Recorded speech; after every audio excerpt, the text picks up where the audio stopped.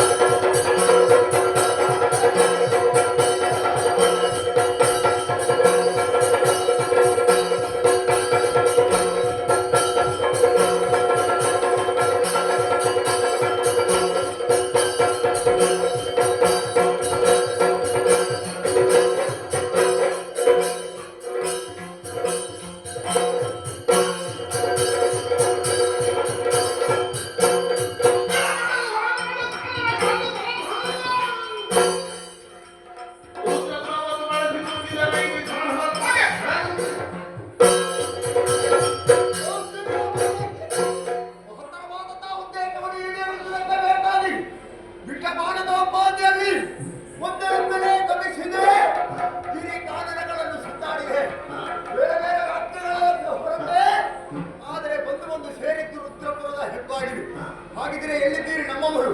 ಎಲ್ಲವರು ಒಂದಾಗಿ ನಮ್ಮ ಸೇನೆ ಮುತ್ತಿಗೆ.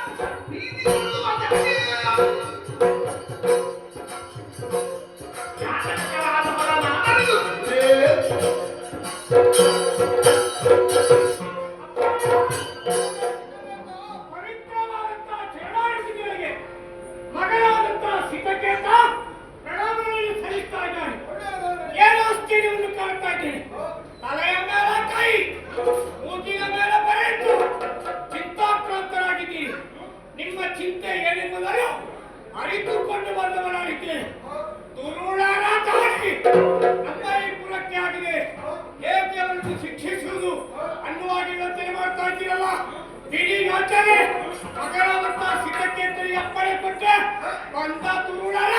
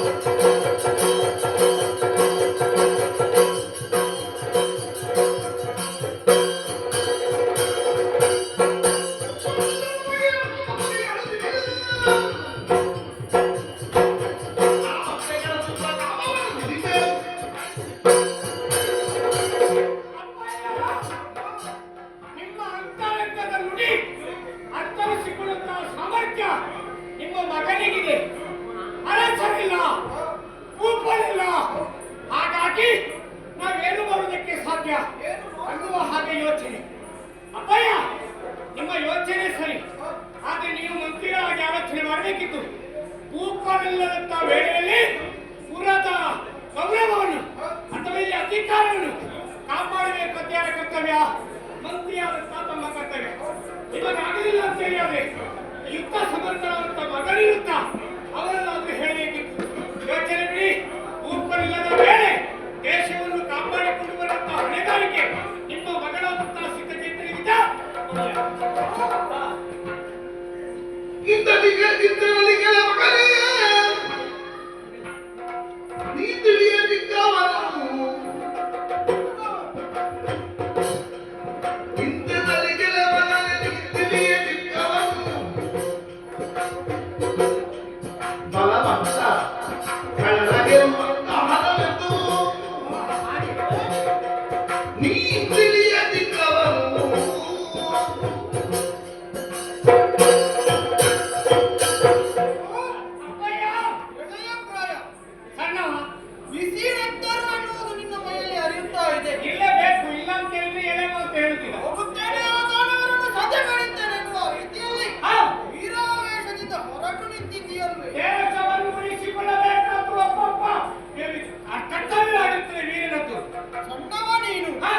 ನಿನ್ನನ್ನು ಕಳುಹಿಸಿ ಕೊಡಬೇಕಾದ್ರೆ ನಿನ್ನ ತಂದೆಯಾದಂತಹ ನಾನು ಯೋಚನೆಯನ್ನು ಮಾಡಬೇಕಾಗ್ತದೆ. ನೀನು ಕಳಿಸಿದೆ ಅಂತಾದರೆ ಅವರನ್ನು ಗೆಲ್ಲುವುದಕ್ಕೆ ಸಾಧ್ಯವೇ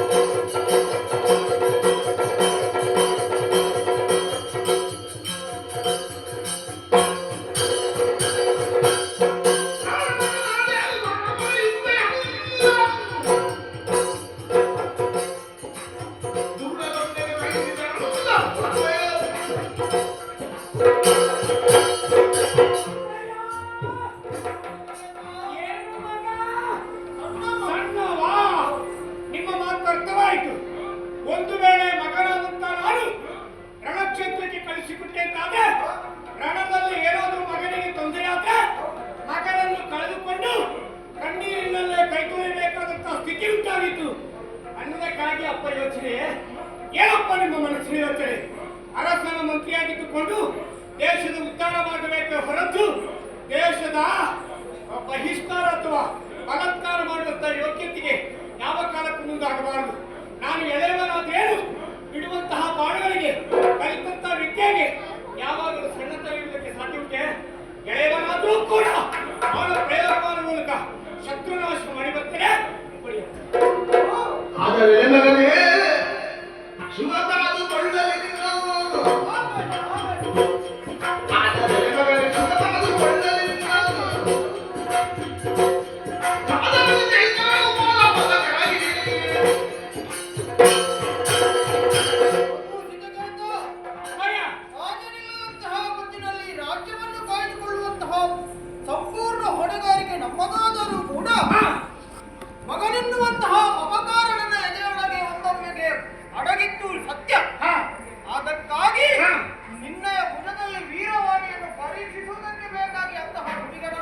ಮಾತಲ್ಲ.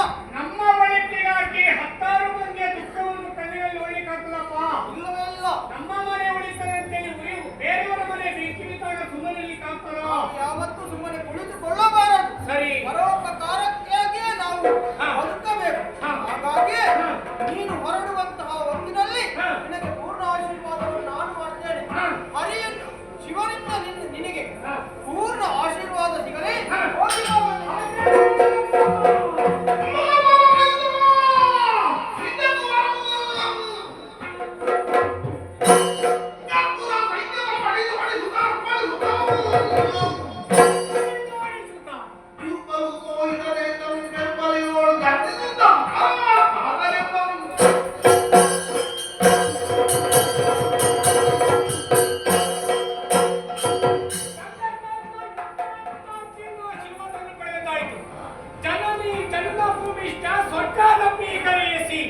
ನಮ್ಮನ್ನು ಹೆತ್ತಂತ ಮಾತೆ, ನಾವು ಹುಟ್ಟಿದಂತ ಈ ಭೂಮಿ ತಾಯಿಗಿತ್ತಲು ಮಿಗಿಲು, ದೇವಲೋಕಕ್ಕಿತ್ತಲು ಮಿಗಿಲು ಎನ್ನುವ ಹಾಗೆ ಎಲ್ಲರೂ ನುಡಿದಂತಹ ಮಾತು.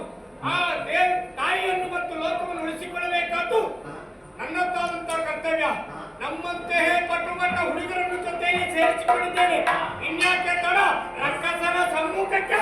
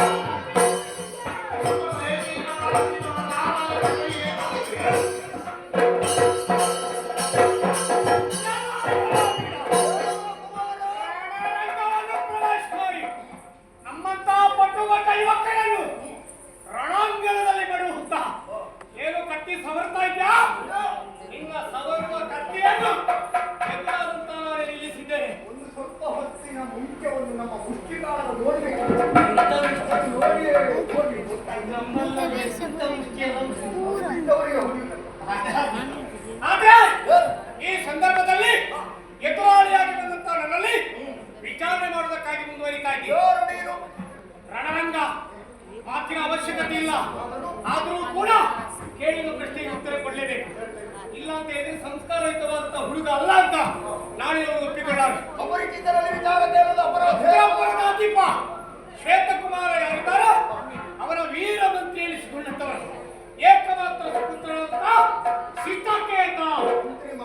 ಇಂಥಕ್ಕೆ ತನ್ನ ನಕುಲ ಬಲಾಢ್ಯನು ನನ್ನೆದುರಲ್ಲಿ ಕಾಳಗನಿತ್ತು ನನ್ನನ್ನು ವಿಚಾರ ಮಾಡ್ತಾ ಇದ್ದಲ್ಲ. ಯಾರು ನೀನು? ಏನ್ ಹೆಸರು? ಯಾಕೆ ಬಂದೆ?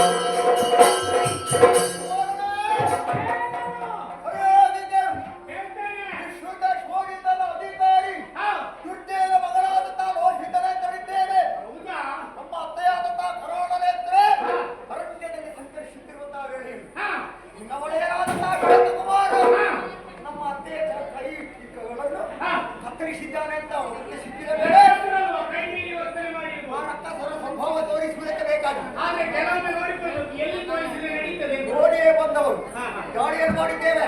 ಪ್ರಧಾನವಾದಂತಹ ಉದ್ದೇಶ ಏನು ಗೊತ್ತೆಯ? ನಿಮ್ಮ ಶಿವೆಯಿಂದಾಳಲ್ಲ ನಿನ್ನ ತಾಯಿ ನನ್ನ ಅಯ್ಯ ಬಯಸಿದ್ದಾರೆ.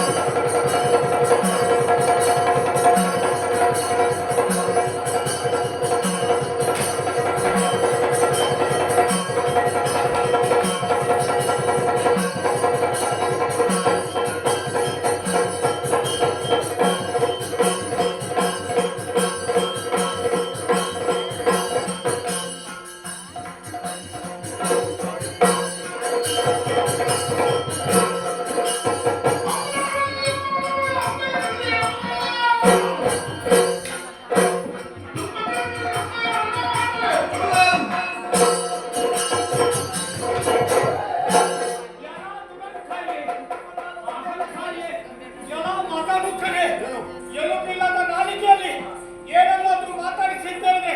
ಹಿಡಿದಂತ ಬಾಣದಿಂದ ನಾಲಿಗೆಯನ್ನು ಕರಕರಿಸಿದಂತೆ ಕೊಯ್ದು ರಕ್ತದ ಗೋಪುರಿ ಹರಿಸಿರು. ಶಿವೆಯನ್ನು ಕೇಳಿದ್ದಲ್ಲ ತಾಯಿ ಅರಸನ ಸತಿ ದೇವರು ತಾಯಿಗೆ ಸಮಾನ ಮಾಡಿದ್ದಾರೆ. ತಾಯಿ ಇದ್ರೆ ಒಪ್ಪಿಕೋ, ನಮ್ಮ ಒಡೆಯರಿಗೆ ಬೇಕಾದ ತಾಯಿಯನ್ನು ಬಯಸ್ತಾ ಇದ್ದಾರೆ. ತಾಯಿಯೇ ಬಯಸುವ ಯಾರು?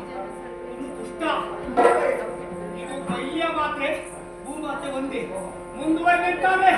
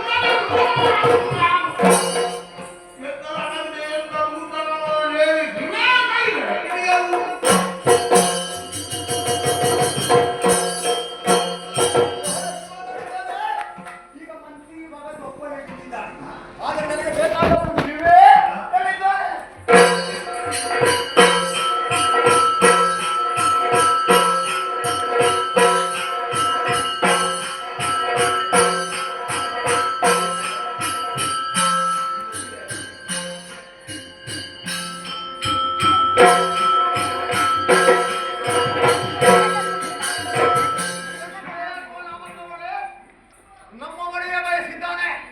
ನನ್ನ ಗದ್ದೆಯಲ್ಲಿ ಬಾ.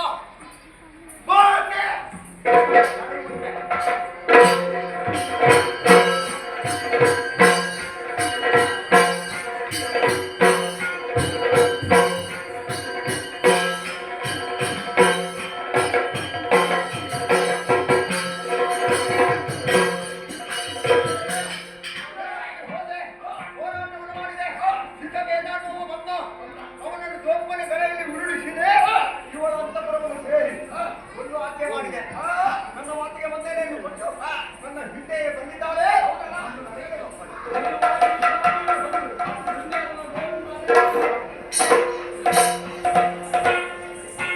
ಮದ್ದದ ಮನೆಗೆ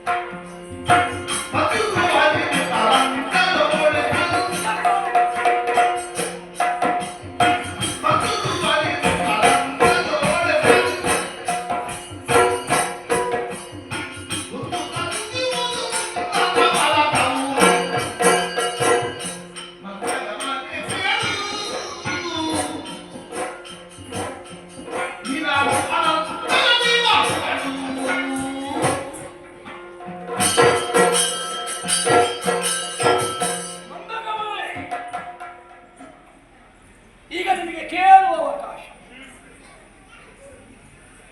ರುದ್ರಪುರದಲ್ಲಿದ್ದಾಗ ಏನು ಅನುಭವ ನಿನಗಾಗಿದೆ ಅನ್ನೋದು ಗೊತ್ತಿಲ್ಲ. ಅಲ್ಲಿಂದ ಹೊರಟು ನೇರವಾಗಿ ನಮ್ಮ ಅಂತಃಪುರದ ಕಡೆಗೆ ಲಕ್ಷ್ಯವನ್ನು ಎಲ್ಲವನ್ನು ಕರೆದುಕೊಂಡು ಬಂದವರಿದ್ದಾರೆ. ಮದುವೆಯಾಗಿ ಇಷ್ಟು ಸಮಯ ಜೀವನದಲ್ಲಿ ನಿನಗೆ ಆನಂದವೇ ಇರಲಿಕ್ಕಿಲ್ಲ ಅಂತ ಕಾಣ್ತದೆ. ಯಾಕೆಂತ ಕೇಳಿದ್ರೆ ಮದುವೆಯಾದ ಬಳಿಕ ಗಂಡ ಹೆಂಡತಿಯರು ಜೊತೆಯಾಗಿದ್ದು ವಿಹರಿಸಿದಾಗ ಅದರ ಆರಂಭ ಏರುಂಟು, ಸುಖ ಏರುಂಟು ಅಂತ ಗೊತ್ತಾಗ್ತದೆ. ನಿನ್ನ ಗಂಡ ಹಾಗಲ್ಲ ಅಂತ ಕಾಣ್ತದೆ. ಏನೇ ಆಗಲಿ ಅವ ಬರೇ ಲಂಡಿಗನಿದ್ದಾನೆ, ಷಣ್ಣನಿದ್ದಾನೆ. ಹಾಗಾಗಿ ಅವನಿಂದ ನೀನು ಆನಂದವನ್ನು ಹೊಂದುವುದಕ್ಕೆ ಯಾವ ಕಾಲಕ್ಕೂ ಸಾಧ್ಯ ಇಲ್ಲ. ಇವತ್ತು ಹಾಗಲ್ಲ. ನಿನ್ನ ಜೀವನದಲ್ಲಿ ಹೊಸದಾದ ಬೆಳವಣಿಗೆಯಾಗಿ ಹೋಗಿದೆ. ತಕ್ಕಮಸ್ತಗಳಾಗಿ ಏನನ್ನೂ ಯೋಚನೆ ಮಾಡಬೇಡ. ನನ್ನನ್ನೊಮ್ಮೆ ನೋಡು, ನನ್ನನ್ನು ಮದುವೆಯಾಗು. ನಿನಗೆ ಬೇಕಾದನ್ನು ಕೊಡುವಲ್ಲಿ ನಾನು ಸಿದ್ಧನಿದ್ದೇನೆ. ಯೋಚನೆ ಮಾಡಬೇಡ. ಆ ಆನಂದದ ದಿನಗಳಿಗಾಗಿ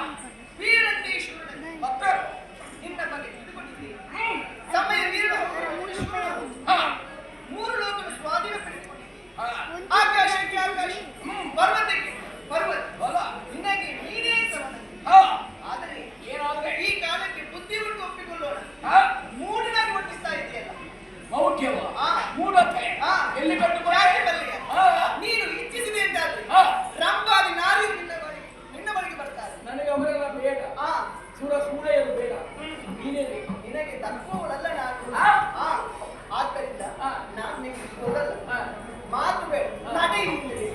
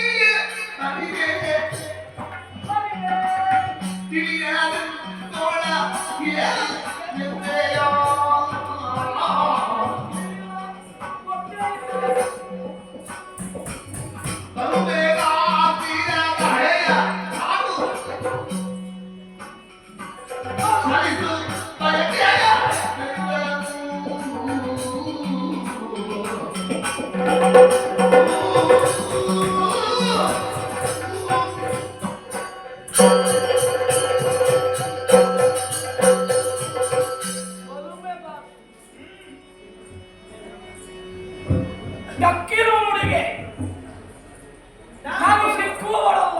ಖಂಡಿತವಾಗಿ ಎನಗೆ ಸುಂದರಿ ಸುಂದರಿ ಇಂತಹ ಯಾಕೆ ನೀನು ಮದುವೆಯಾದ ಹೆಣ್ಣು, ನಿನ್ನ ವಿಷಯವನ್ನು ತಿಳಿಯದವರು ಯಾರು ಇಲ್ಲ. ನಾನು ಬೇಕಷ್ಟು ನಿನ್ನ ಹಿನ್ನೆಲೆಯ ಬಗ್ಗೆ ತಿಳಿದುಕೊಂಡೇ ವ್ಯವಹರಿಸುವುದು. ಸರಿ, ಆದರೆ ನನ್ನ ಬಗ್ಗೆ ನಿನಗೆ ತಿಳುವಳಿಕೆಗೆ ಬಂದಿದೆ, ಗೊತ್ತಾಯ್ತಲ್ಲ? ನೀನು ಬೇಕಾದ್ದು ಯಾರಿಗೆ ಅಂತ ಕೇಳಿದ್ರೆ ಅವನಿಗಲ್ಲ, ನನಗೆ ಬೇಕಾದ್ದು. ನನ್ನ ಮಂಚದಲ್ಲಿ ನನಗೆ ಬೇಕಂತೆ ವ್ಯವಹರಿಸಿ ಅಂತಾದ್ರೆ ನಿನಗೆ ಮಾನ ಇತ್ಯಾಗ ಉಳಿಯುತ್ತದೆ, ಮರ್ಯಾದೆ ಉಂಟುಂಟಾದ್ರೆ ಅದು ಇರ್ತದೆ. ಹೊರತುಪಡಿಸಿ ಏನೋ ಅಂತ ಗ್ರಹಿಸಿದ್ರೆ ನಾನು ಯಾವುದನ್ನೋ ಬಯಸಿದ್ದಲ್ಲ. ನನಗೆ ಸಂಪತ್ತು ಬೇಕಾದಷ್ಟು ಹಿರಿಯ ಲೋಕದಲ್ಲಿ ಎಲ್ಲಿಯೂ ಸಂಚರಿಸಬಹುದು. ಅಲ್ಲಿರಬಹುದಾದಂತಹ ಹೆಣ್ಮಕ್ಕಳನ್ನು ನೋಡಿದ್ರೆ ಅವಳು ಬೇಕು ಅಂತ ಓಡೋಡಿಕೊಂಡು ಬಂದವರನ್ನು ಅಪ್ಪಿಕೊಳ್ಳುವ ಎಷ್ಟೋ ಮಂದಿಗಳಿದ್ದಾರೆ, ಒಪ್ಪಿದವರಿದ್ದಾರೆ, ಇರಬಹುದು. ಆದರೆ ನನಗದು ಬೇಕಾದದ್ದಿಲ್ಲ. ನಾನು ನಿನ್ನನ್ನೇ ಬಯಸಿದ್ದು ಯಾಕೆ ಬಲ್ಲೆಯ? ನನ್ನ ತಂಗಿಗೆ ಅವಮಾನವಾಗಿ ಹೋಗಿ ನಿನ್ನ ಗಂಡಲ್ಲಿ ಮುಳ್ಳನ್ನು ಮುಳ್ಳಿನಿಂದಲೇ ತೆಗಿಬೇಕು ಎನ್ನುವಂತಹ ಒಂದೇ ಒಂದು ಯೋಚನೆ. ಇನ್ನೊಂದು ಸೌಂದರ್ಯದ ಬಲಿ ಚಂದ ಇರುವಾಗ ಹಣ್ಣಾದ್ರೆ ಏನಾಗ್ತವೆ, ರುಚಿಯಾಗಿರ್ತದೆ. ಗಿರಿ ಕೊಕ್ಕಿನುಂಟಾದ್ರೆ ರುಕ್ಕಿನುಂಟಾದ್ರೆ ಆ ಹಣ್ಣು ಎಷ್ಟು ರುಚಿ ಇರ್ಲಿಕ್ಕಿಲ್ಲ. ಆ ಗಿರಿ ಅದು ಎಲ್ಲಿಯೇ ಹೋಗಿದೆ. ಇದು ಸವಿ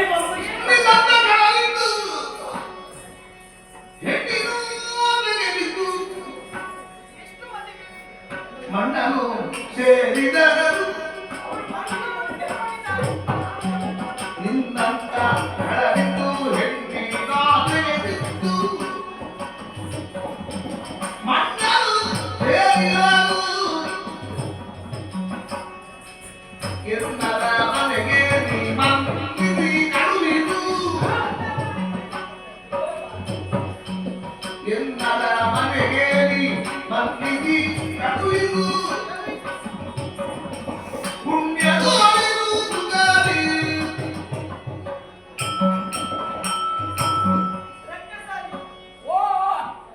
ಪರಿಪರಿಯಾಗಿ ಹಿಡಿದ್ರು ಕೂಡ ನನ್ನ ಮಾತು ನಿನಗೆ ಪತ್ತೆಯಾಗುವುದು. ನನಗೆ ಬೇಕಾದ್ದು ಮಾತ್ರ ನನಗೆ, ಇನ್ನೊಬ್ಬರ ವಿಷಯ ನನಗೆ. ಪರ ಸ್ತ್ರೀಯನ್ನು ಬಯಸು ಕೂಡ ಯಾಕೆ ಬಯಸಬಾರದು? ಯಾಕೆ? ಪ್ರಪಂಚದಲ್ಲಿ 3 ವಸ್ತುಗಳಿಗೆ ಬಳಿ ಬಿಡಬಾರದು: ಹೆಣ್ಣು, ಹೊಣ್ಣು, ಮಣ್ಣು ಎನ್ನುವ ಹಾಗೆ. ನಾನು ಹೊಂದಿಗೆ ಆಸೆ ಮಾಡಲಿ, ಮಣ್ಣಿಗಾಗಿ ಯೋಚಿಸಲಿಲ್ಲ. ಎಲ್ಲವೂ ಬಂದಿದೆ. ಈ ಹೆಣ್ಣಿಗೆ ಮಾತ್ರ ಹೆಣ್ಣು ಇಲ್ಲ ಅಂತಲ್ಲ. ಈ ಹೆಣ್ಣು ಒಂದು ವಿಚಾರ, ರಾಮನ ಮನದಿಂದ ಸೀತೆಯನ್ನು ವಹಿಸಿ ರಾಮನಿಂದ ಹತನಾಗಿರುವ ಹೌದು. ಸೈನಿಕರನ್ನು ಬಯಸಿದ ಕೀಚಕ ಭೀಮಾಸನಿಂದ ಹತನಾಗಿರುವ ಮಣ್ಣು ತಿಳಿ ನನಗೆ ಭೂದೇವಿಯನ್ನು ಕುರಿಸಿದಕ್ಕಾಗಿ ಬಂದಂತಹ ಹಿರಣ್ಯಾಕ್ಷ ಶ್ರೀಹರಿಯಿಂದ ಸಾವನ್ನಪ್ಪಿದ. ಆದ್ದರಿಂದ ಪರಸ್ತ್ರೀಯನ್ನು ಬಯಸಿದ್ದಾದ್ರೆ ನೀನು ಮಣ್ಣು ಮುಟ್ಟು ಹೋಗ್ತೀಯ. ಆದ್ದರಿಂದ ಅರಮನೆ ಕಳಿಸಿಕೊ. ಇದನ್ನು ಮನಸ್ಸು ಮತ್ತೆ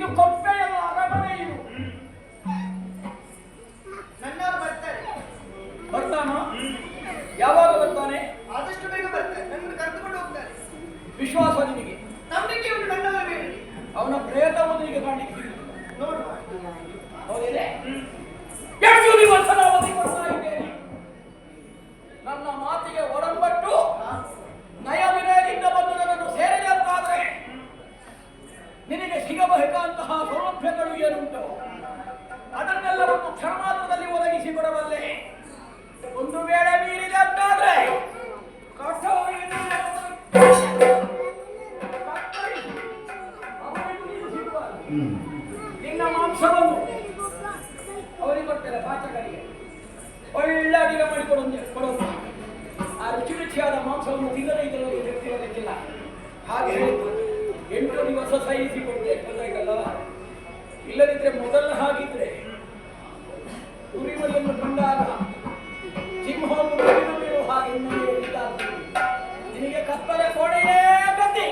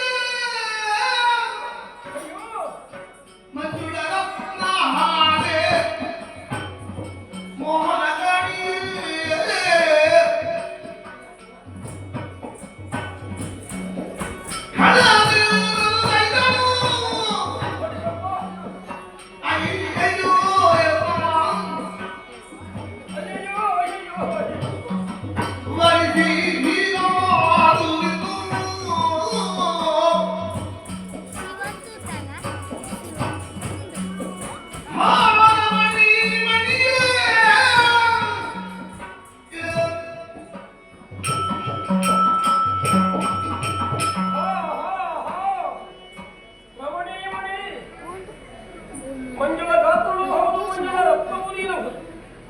ಸುಮಧುರವಾದಂತಹ ವಚನದಿಂದಲೇ ನನ್ನ ಮನೆಗೆ ಅತ್ಯಂತ ಹಿತವಾಗಿದ್ದಂತಹ ನಿನಗೆಂತಹ ಮನಮಸ್ತಿ ಒದಗಿತು. ತ್ರಿಲೋಕ ಸುಂದರಿಯೊಂದಿಗೆ ಸ್ವಚ್ಛಂದವಾಗಿರುವಂತಹ ವೇಳೆಯಲ್ಲಿ ಒಲಿವಿನ ಭರಿಂಗೆಂದು ಬಂದರಲ್ಲ ನಾನಲ್ಲ.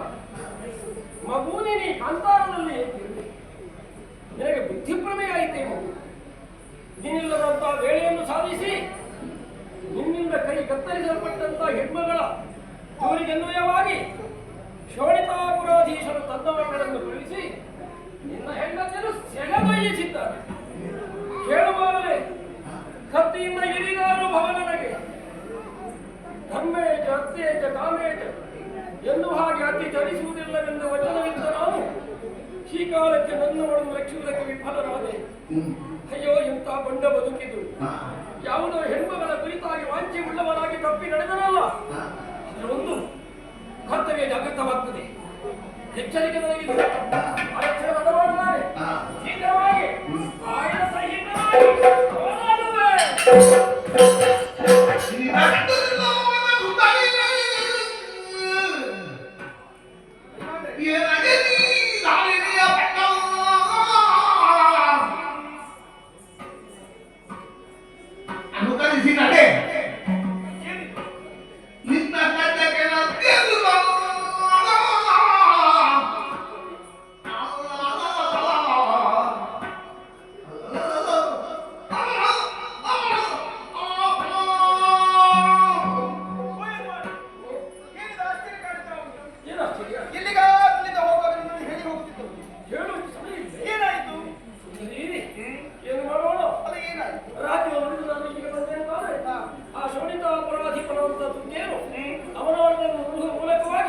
ನನ್ನ ಪಟ್ಟದ ರಸಿಯಾದ ಶಿಲೆಯನ್ನು ಕಟ್ಟಿಕೊಂಡು ಹೋಗಿದ್ದಾರಂತೆ.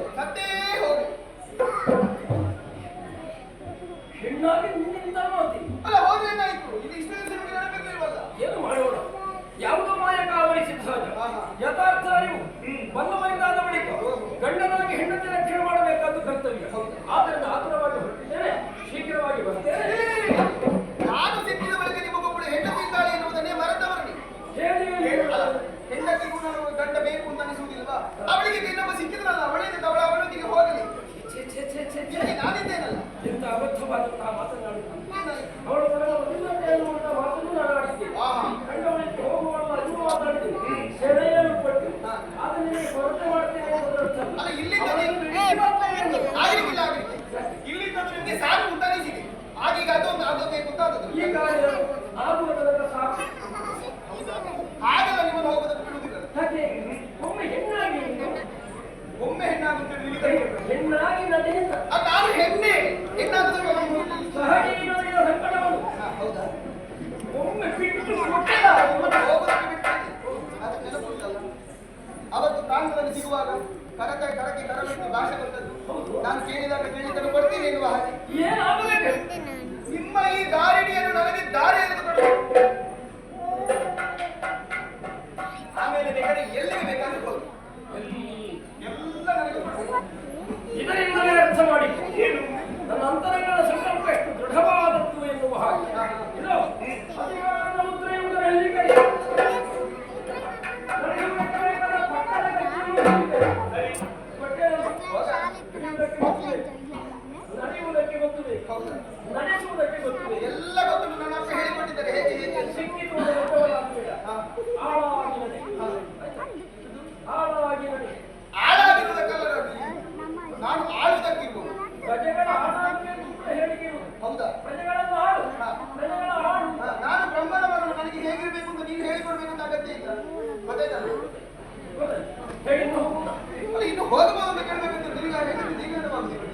ಮಾಹಿತಿ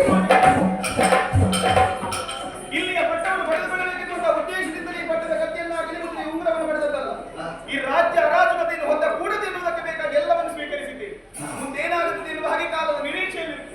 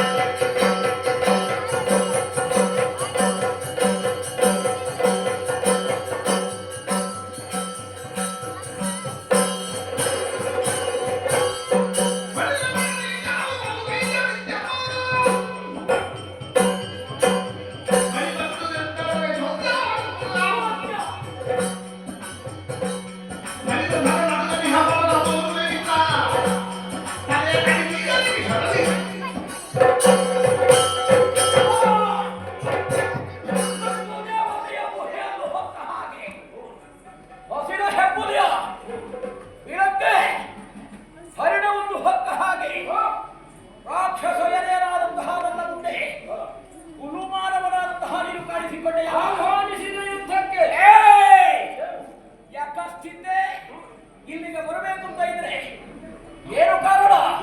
ಯಾಕೆ ಬಂದೆ?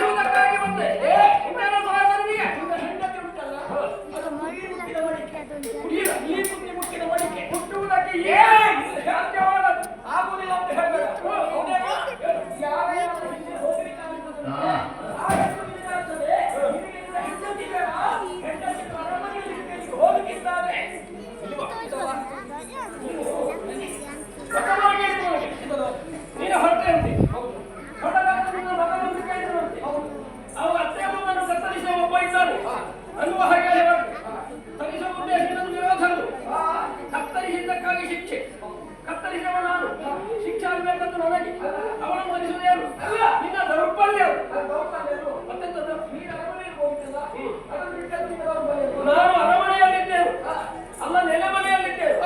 ನಿನಗಳನ್ನು ಏನು ಮಾಡುವುದಕ್ಕೂ ಆಗುವುದಿಲ್ಲ. ನಾನು ಬಂದೇನೇ ಇಲ್ವೋ? ಈಗ ನೀನು ಬಂದಿದ್ದಲ್ಲ, ನಾನಿಲ್ಲದ ಮೇಲೆ ನೀನಿಲ್ವ? ಅಲ್ಲ, ನಾನು ಬಂದದ್ದು ನೀನು ಇಲ್ಲದಾಗಲ್ಲ. ಮತ್ತೆ ನಾನು ಬಂದಾಗ ನೀನಿಲ್ಲ, ಹೌದು ಗೊತ್ತಾಯ್ತಲ್ಲ? ಈಗ ನೀನು ಇಲ್ಲಿಗೆ ಬಂದದ್ದು ನಾನು ಇರುವಾಗ ಬಂದದ್ದು. ನಿನ್ನ ಅಂಗಳಕ್ಕೆ ಬಂದು ನಿಂತು ಮಾತಾಡಿಸುವ ನಾನು ಅಂಗಳದಲ್ಲಿ ಕೊಟ್ಟ ಹೊಂಡ ಉಂಟು, ಅಲ್ಲಿ